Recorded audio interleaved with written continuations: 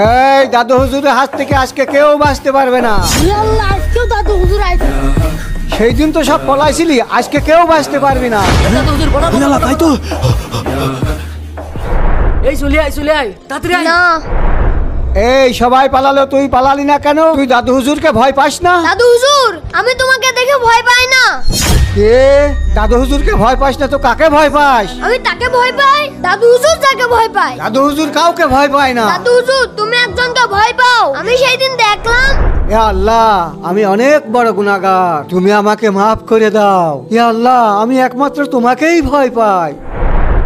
এই তোমরা সবাই চলে আসো, İstediğin güçle saldır. বের হয়ে আসো। Faiz işimde.